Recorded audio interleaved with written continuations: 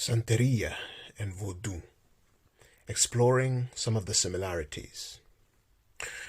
Secrecy, enterprise that has driven Afro-Caribbean religions to be internationally criticized and viewed negatively by those who do not take time to dig deeper before making their own opinion.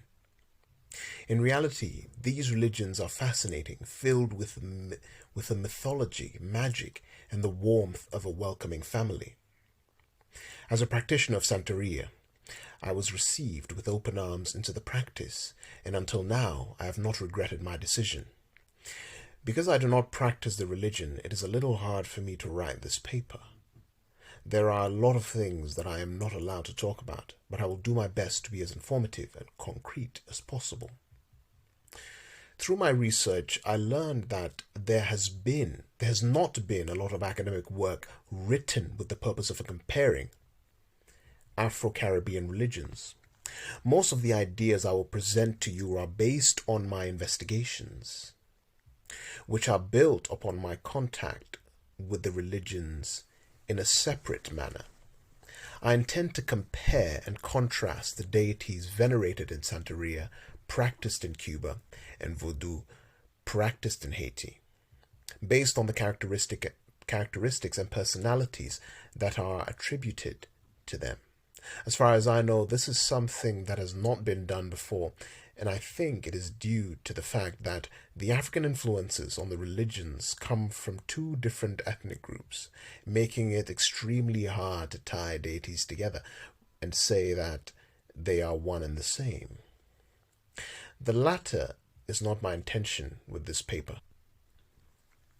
Rather, I want to share my observations on the similarities and differences of Vodou and Santeria when it comes to the deities that each religious group worships, mainly focusing on the similarities.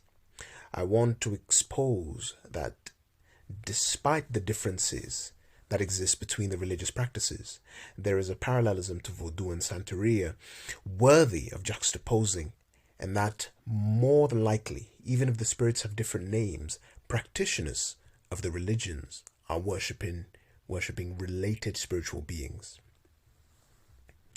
Santeria and Vodou in part originated from different regions in Africa, which gave way to the differences between the two Afro-Caribbean religions. Santeria's main influence comes from the Yoruba, Bantu, and Congo tribes, with Haitian Vodou, while Haitian Vodou is dominated by the traditions observed by the Dahomey and Congo ethnic groups. In the early 17th century, the Dahomey kingdom was invaded by the Ewe people, forcing the Yoruba ethnic groups to migrate to Nigeria. The Yoruba traditions, at some point in history, were observed in the Dahomey kingdom, supporting the theory that Vodou and Santeria share certain aspects. Santeria's roots can be found deeply seated in Nigeria along the Niger River, from where the Yoruba people were brought over to the New World during colonization. One of the most interesting factors of the religion is its mosaic pantheon and its similarities with that of the ancient Greeks. The deities in the Santeria culture are referred to as orishas, and they are the secondary divinities worshipped in said doctrine. This concept of spirit worshipping can also be found in Haitian Vodou. Instead of orishas, Vodouists refer to the spirits as Loa. Loa, like orishas, are the spiritual entities that oversee the world and everything in it and around it. As slaves from the different tribes were distributed in the Americas, their beliefs were influenced by the traditions they were submerged into. These assimilations led to similarities between the deities worshipped in Vodou and in Santeria. I personally attribute some of the approximation to the ethnic area both religions have in common, Congo, and the similar Dahomey background. Tribes did not only borrow traditions from each other, but also in order to survive, they had to borrow some traditions from the oppressors that forced their exile from their motherland. This was not done voluntarily, but as a result of cultural Darwinism. The concept of syncretism became the salvation of Vodou and the Santeria's African roots. In order for the traditions to survive, the slaves had to find a way to camouflage the true nature of their practices. Due to the Catholicism that dominated the Americas at the time, slaves syncretized their deities with the Catholic saints.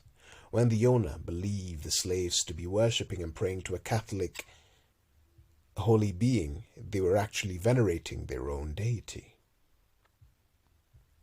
I want to make it a point that the saint behind the Orisha or Loa should not be seen as a major difference between the two religions. The saint is but a cover-up that, due to history and tradition, has not changed. When practitioners of the religion are honoring whichever saint it is, what matters is the deity it represents. For example, Ogun in Vodou is syncretized with Saint James or Ogun. And Ogun, who I believe is Ogu's counterpart. Ogun here is spelled Oggun, whom I believe is Ogu's counterpart, Ogou. And Santeria is syncretized with Saint Peter. Let me take that again. For example, Ogun, Ogou in Vodou is syncretized with Saint James, and Ogun, Oggun, whom I believe is Ogu's, Ogou's counterpart in Santeria, which is syncretized with Saint Peter. The saints are different, but the Orisha, or Loa, is what is actually being worshipped. The saint is a veil that was used to cover up what needed to stay secret. Nowadays, the secrecy is not necessary, but it is kept because of tradition, the backbone of Vodou and Santeria. However, as much as I believe tradition to be important, I do sometimes blame it for the negative panorama it paints of the religions to the public.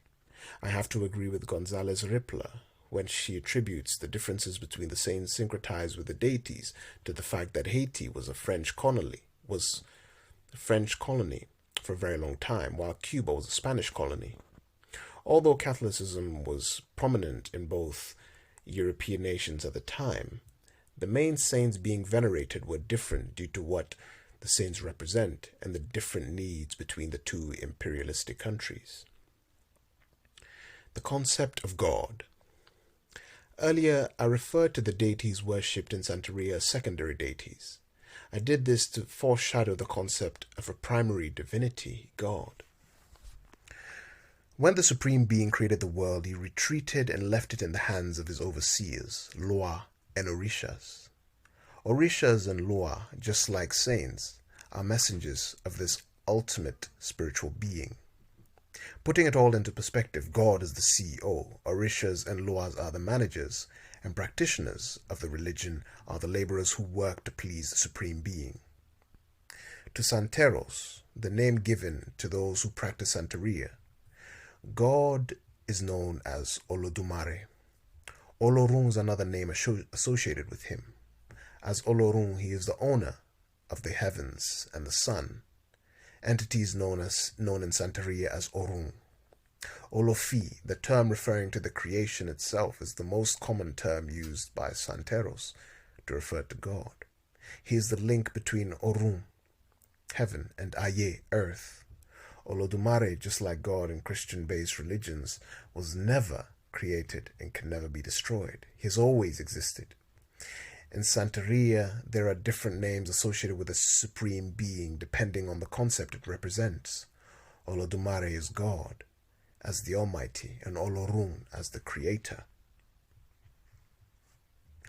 In Haitian Vodou, the concept of God is not as complicated. He is called Bon Dieu, and like Olodumare, he was never created because he has always existed. Bon Dieu, according to the Encyclopedia of African Religion, is sometimes referred to as Olohun or Olorun by some Vodouists from the Yoruba word Olorun. He is the Grand Met, the master of all masters. Bon Dieu is not worshipped directly, but rather through the worship of the Loa, his messengers. This concept that a supreme being is the ultimate beneficiary of all worship and offerings can also be found in Santeria and many other religions around the world. To my surprise, the creation theories in both Vodou and Santeria involve the same deity, Obatala, in Santeria, and Dambala Wedo in Vodou. Although the stories behind the creation of humankind are somewhat different in nature, the fact that it was created by the same spiritual being is an exceptional similarity between the two religions. According to the Vodou tradition, Dambala created all the bodies of water on the earth, hills, valleys, and also created all the planets. After the world was created, some of the deities decided to descend to earth, to the city of Ife, located in Nigeria. Ife is also a sacred city in Santeria because this is where the Orishas resided after Obatala created the world and humans. In Santeria tradition, Olofi delegated the task of creating solid ground to Obatala, the creator of humankind. Olofi sent him to reign as the king of earth. At this time, earth was just the marshy ground. In order to accomplish his task, Oromila, the great diviner of Yoruba religious traditions, told him that he would need a cat, loose earth in a snail shell, a long gold chain, a hen, and a palm nut. He descended right below the sky into the marsh by using the long gold chain. He held onto it with just one hand and used the other to pour some of the earth from the snail shell into the wet ground. Then Obatala let the chicken go and it started to peck, which dispersed the earth to all directions. Water became solid ground if it was touched by the earth. Once there was a great area covered by solid ground, Obatala let go of the chain and started his life on earth in a city by the name of Ile-Ife. He planted the palm nut and grew it into a shady palm tree, and the cat was his companion until later on he helped create humankind. Popular orishas with corresponding lore. Ellegua and Legba. Even though in Santeria he has a life path where he is represented as a child, it also has a path where he is a very old man. In Vodou and Santeria, Legba rules crossroads and paths, including that of life and death. He is one of the most venerated Loa Orishas and is also greeted first in order for the doors between the spiritual world and the human world to be opened. Obatala Dambala Wedo. One of the oldest Loas Orishas, Obatala or Dambala Wedo, is associated with wisdom, purity, and birth. In Santeria, Obatala can either be a male or a female depending on his path. But in Vodou, the spirit is separated into Dambala Wedo, the male version, and Aida Wedo. One of the animals associated with him in both religions is the snake, Chango or Chango. Ancient king of Oyo, he is related to thunder and lightning in both Vodou and Santeria. Known as a hot spirit, he is very powerful and has a bad temper. He is also associated with justice and correcting errors. Ogun, Oggun, or Ogun, Ogou. Seen as a symbol of war and defense in both religions, this deity is one of the most popular ones and is also feared as an enemy in both Santeria and Vodou. He is associated with iron and all defense weapons made of metal. He is also associated with justice.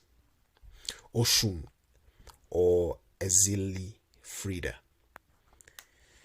the deity that represents love, pleasure, grace, jewelry, luxury, and beauty. She is known to have a number of love affairs. She is often represented as a voluptuous mulatto with seductive ways. She is the embodiment of femininity and a mistress, according to different legends found in both religions. In Africa, religion is not only a concept or belief about spiritual beings. It is the way of life. And for most ethnic groups, it is a way of life for most ethnic groups, and it defines their culture. One of the most influential things brought over on the transatlantic slave trade was a set of beliefs based on natural forces and fascinating spiritual beings. Although there are many differences than similarities between Vodou and Santeria, there are many similarities that are worth exploring. The secrecy associated with Vodou and Santeria makes it an easy target for criticisms and fear from outsiders, even from those with the same ethnic background. But the two doctrines represent a community and their culture, their past and ancestors, traced all the way back to Africa. Just like science or any other religion, Santeria and Vodou seek truth and aim to explain human existence on Earth.